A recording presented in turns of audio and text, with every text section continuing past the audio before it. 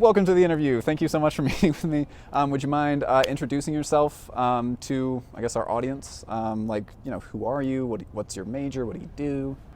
Yeah, my name is Sydney Streightiff, and I'm an oboist and PhD student in applied intercultural arts research. And I also work for the Arts and Aging program in the Innovations of Healthy Aging, working to create programming geared towards older adults to build community and a more age-friendly university. All right. And do you mind if I ask you to describe the path that led you to the project that you're working on now? Yeah, so I started, I guess I'll go back to the beginning. No, that's what this question is. Yeah, so I did my bachelor's and my master's in oboe performance, and the auditions for my master's brought me to University of Arizona to study with Dr. Sarah Fraker. I just really loved her teaching style, and I just felt inspired. And then I started my master's in 2019, and so 2020 hit, and I started just asking myself, like, what is the purpose of music? Like, what power do I have here? And was feeling a little bit lost as to what direction I wanted to go next. And my teacher, Dr. Fraker, she sent me an email with the introduction class to applied intercultural arts research, and can I start it? Should I start? Go for it, yeah. Okay.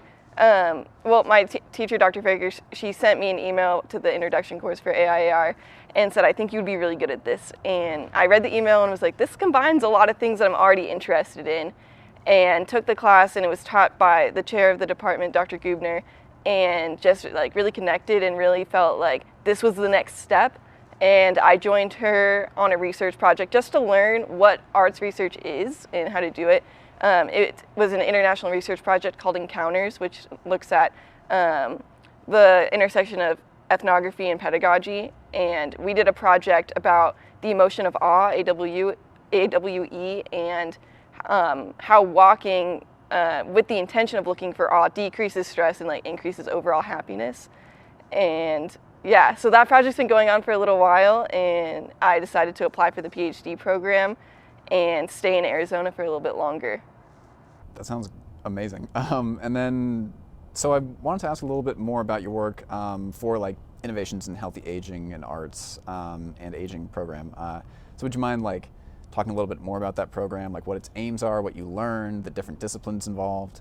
Yeah, so Innovations in Healthy Aging is a strategic initiative out of the health sciences that is working to build an age-friendly university, really looking at creating programs geared towards older adults, like 55 and older. And my role in arts and aging is to create programming that really caters to the needs of this older population. So one of the events that we launched this year is a poetry circle. It's in collaboration with the Poetry Center, and it's really just a collaborative space. Like the way it works is it's run by one of the poetry docents, and they pick a poet for the month. And then people just come, we read a poem, and then we talk about it. Sometimes we talk about the form, but a lot of times it's just talking about the life experience or a memory that pops up while reading it. So that's been really great. For next fall, we're launching a lecture series March 30th, and then as part of that lecture series on September 21st, Dr. Virginia Sturm, who initiated the AWE research, is going to come give a talk. And then from that, we're going to do a series of AWE workshops where one of the things we found in AWE walks is that if you layer a theme, like light or color, or we did tiny things recently, that's just really fun, then you have more of a focus. It's not just this abstract idea of like, I'm looking for awe. Am I experiencing it? I'm not really sure. And so Dr. Sturm's going to come, and then we're going to launch these monthly awe workshops where we're going to bring, like, let's say it's light. We're going to bring someone from the photography center in to talk about light, and then how do you take a good picture, or not just a picture that is maybe you have more information than just like capturing it on your camera, and then you'll go out on your own and you'll take pictures in where this is like in like very, very early development, but we're developing a website that's an awe map where you can like upload your photos and then kind of like map awe.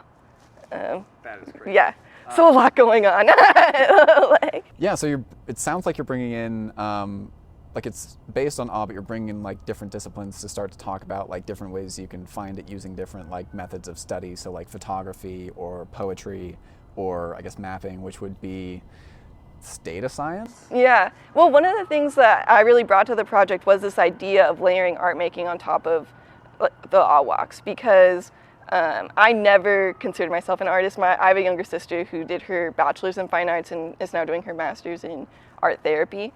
And she, like growing up, she was the artist, I was the like musician, and like it didn't really cross. Like, and then when I hit my undergrad, I struggled a lot with performance anxiety. Like I just like, when this hobby becomes your job and you feel like there's more at stake, you know, the pressure increases. And so I started Zentangling, which is just black and white doodling, and really felt connected to it. And then when we started walking, we you know, started talking about the themes, I was like, well, you know, Dr. Sturm says that awe breeds more awe. And so if we started, you know, incorporating this aspect, would it increase the amount of awe that you feel? Or would you feel like more trapped by it? Okay, that's interesting, because I did want to ask how your background in music performance like informs your work now, even if you're using more art than you are music. Like if there are lessons or methods of thought you learn from like performing music, or like how that like informs what you bring to your current studies. Yeah, it's so interesting. Like because I'm in my first year of my PhD program, and so this shift of thinking like, oh, I'm just going to do performance my entire life, and even when I didn't know what that looked like, to music is still a very big part of my life, but I'm now like going down like more of a research path. I think like the lessons I learned by being in music are present, you know, not even just in AIR, but in my day-to-day life, like how you work in a group of people, like the amount of time it takes to like understand something and like really feel connected to it, and really understanding like, I think it helped in understanding what awe is, because if I'm playing a piece and I just like, and I kind of like, there's a moment where it clicks, it's like I feel that like when I'm like looking for awe. How would you describe the sensation of awe like for yourself? For me, it's like seeing something and just like stopping.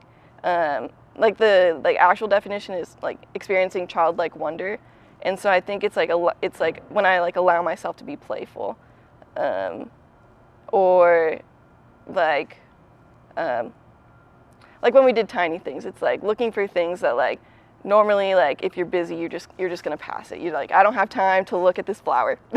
And, but just being like, I think realizing that everyone has like 10 minutes in their day, and even if it feels like, oh, I have all these deadlines, like taking that 10 minutes will be more beneficial overall. Yeah, and finding that kind of like flow state to experience the small things, I think, is definitely something you learn when you're performing every day or like doing some form of art. So that's really cool. I think one of the things about interdisciplinary collaboration that I've noticed is no matter what your like single discipline has been up to that point, it'll inform what you bring to the table in the next one. Yeah, and like even in high school, I was like I went to an arts high school, and so I was part of like, it wasn't really a student government, it was just a group that from all of the disciplines that came together to just like create events essentially. And then that continued into like, I did my undergrad in UC Irvine, and so I was part of a group called Arts Ambassadors, and that was about, we created a program where it was like, you spun a wheel and it was like, how are you going to take care of yourself this week? And a lot of people said sleep, but but it counted, and then you get like a little swag. Yeah, and so it's like getting to continue that now on like a bigger level is like really, really cool. Yeah, that's awesome, especially if it wasn't what you always pictured yourself doing, because making that change can be like really scary, but apparently you had talents in it the whole time. Yeah, it was really scary. It definitely was like a process of like, is this like the right choice? Like, or 10 years am I gonna be like, oh, like, why didn't I try this? Yeah. Does it feel more meaningful now that you have like made the switch? Yeah, because I think I also realized like I had this idea that music was so linear.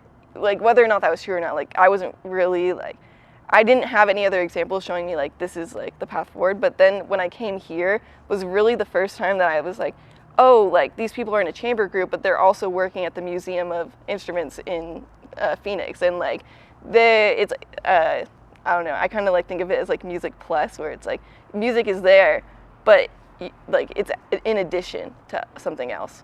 Yeah, so you're broadening, like, your discipline instead of, like, leaving any of it behind. Yeah, and I'm still playing, like, it's not the same, like, amount of time per day. Like, it's not in the same way, but, like, I'm still taking lessons this semester, and, like, my goal for the semester was I just want to, like, reconnect. Like, I just want to, like, have fun. Yeah. Which, who knows if you'd be able to do if you hadn't made the switch. And then I guess I wanted to ask if you might know, like, a list of disciplines that are present in the project you're working on right now. So, like, music, photography, data science, I guess. In the AW project? Yeah, or the AAR in general, whichever one you prefer. Ooh. I feel like it combines. Topic that I expected. Great. Well, yeah, because I feel like, okay, so the AW project can really be any arts discipline. Like, we're doing an AW series on Facebook right now, and people are drawing, like someone posted a photo of a tree, and someone else commented a drawing of their tree, which means people are layering art, which makes me excited. And we did try and do, like, some sound with an AW series we did last spring, but people were, like, more intimidated by the incorporation of sound because unless, like, you are, like, recording yourself, then you're not listening for it. Yeah. So I would say, I guess, like, photography for the AW series, maybe movement, because we do have some videos, like, there's a photo, like a live photo of a flower, or not flower, sorry, a feather, and so maybe some, like, movement there. I never thought of, like, the data mapping for the AW map, but yeah. True. Yeah, true. Yeah. For arts and aging, I would say, like writing. We do want to involve, like, music. There's a project I want to do called Body Compositions, where I want to commission the student composers at Fred Fox to, like, write music about aging and then kind of do, like, a TED Talk style. That's awesome. That's an awesome title for it, too. Thank you. I can't take credit for it. It was my supervisor, but I think, like, with arts and aging, that it's just starting, and so the potential for, like, the different arts that can be incorporated is exponential. It's just, like, how do you connect it back to that, like, central theme? Mm-hmm. And then for AIR, like, the students in this program have so many different focuses. Like, I come from a music background, and, like, right now my research is, like, more geared towards musicians, but there's someone who's, like, very, like, passionate about social justice, and there's someone else that comes from an arts administration background that is, like, looking for how to, like, be innovative in that field. That's pretty awesome. Yeah, it seems like the distribution of disciplines is pretty huge, and that you're using, like you said, like, the central theme, and you're kind of studying that theme through different lenses instead of studying a bunch of different themes through the lens of one discipline, which I think is a great approach. And it's something that is, like, when you look at the, like, study plan for the program, you can really take anything, and it's just, like, so flexible, which, like I have a lot of different interests, and so sometimes it can be overwhelming, but that flexibility is, like, means that, you know, people aren't coming out of here, like, with the same job trajectory. Like, the goal isn't to go into academia necessarily. Like, maybe, but if you have the freedom to compose what you want to do, like, that frees up whatever trajectory you want to take, which I don't know if I was aware. I definitely wasn't aware of the program, so I hope, like, some other students find out about it and think that it's cool. And then I know you've already kind of touched on this, but would you mind, like, explaining a little more how your work engages with the community? Yeah, so arts and aging, we want to work directly with the Tucson community. And, you know, the university itself is not always accessible. And so finding ways that encourage people either to come to our campus, and working with parking and transportation, or, honestly going to them. The Awe Project, we're still exploring. And so we run these like Awe series, and that is directly engaging with community, but I don't think necessarily that it's the Tucson community yet. We want it to be, starting in fall when we launch that series. But that is like very much like, I feel like more of an online community. Yeah. That's still very much a community, and I feel like an expanding one these days, especially in the pandemic. Yeah, I guess, and then what do you like just personally about interdisciplinary collaboration? Like, what about it appeals to you specifically? I really love people. I really love like meeting different types of people and like learning, just learning their stories and learning from them. I'm very much like I like to be very present in the moment, and I think interdisciplinary arts just like really lets me do that and like explore things like in a way that it's not just like numbers. It's like let's do this project together, and what do you feel from that, and like how did that change like your day-to-day life? Like what experiences did you come out with that? And I feel like that's so much more meaningful than take this survey, answer true or false, and then we're gonna do something with it, but you're not necessarily gonna see those results. And I definitely like there's a place for that, but I think like being part of like a program that's like expanding what the definition of research is like really exciting to me. Yeah, and I think